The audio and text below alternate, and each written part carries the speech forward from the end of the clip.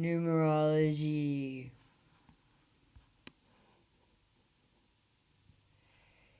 If I give the fool the role of infinite beginning and that of infinite ending to the world, if I grasp that the pages, queens, kings, and knights, as they bear no numbers, could not be identified within each of the suits as the numbers 11, 12, 13, 14, and I am left with 6 series of 10 numbers.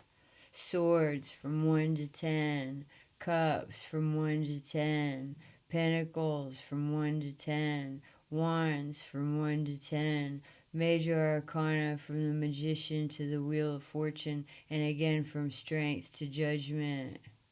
If I wanted to understand the essence of the tarot, I had to visualize these 10 numbers with their 6 aspects.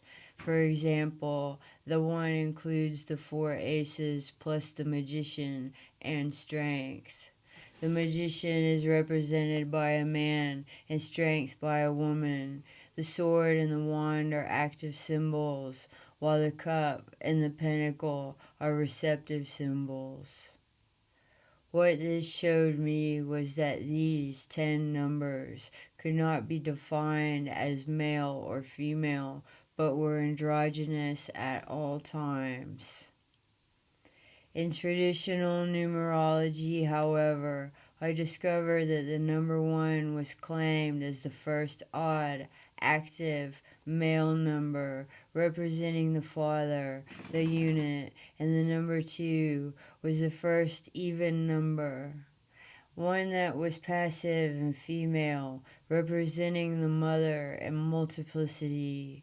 It was impossible for me to support this anti-feminist esotericism in which the numbers 2, 4, 6, 8, and 10, labeled as feminine in quotes, were synonymous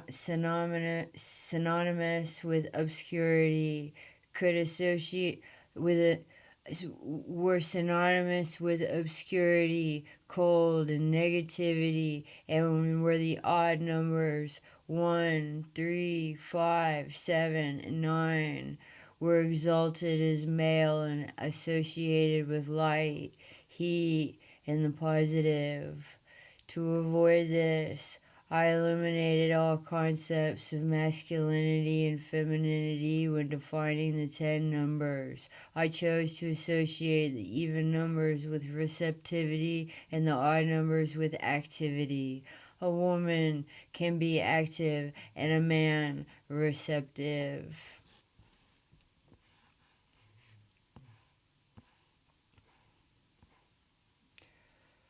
I also found in a large number of books a definition of 2 as duality, 1 plus 1.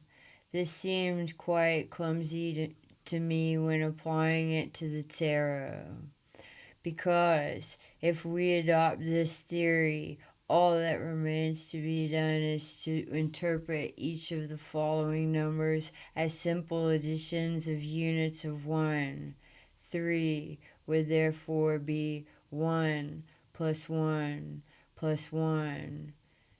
Then 4 would be 1 plus 1 plus 1 plus 1, and so on up to 10. There is another esoteric tendency to give numbers a meaning based on the result of eternal additions. The most complex of all would be 10, whose meanings would be different depending on whether it was the result of 9 plus 1, 8 plus 2, 7 plus 3, or 6 plus 4. The result of repeated numbers such as 5 plus 5 being excluded.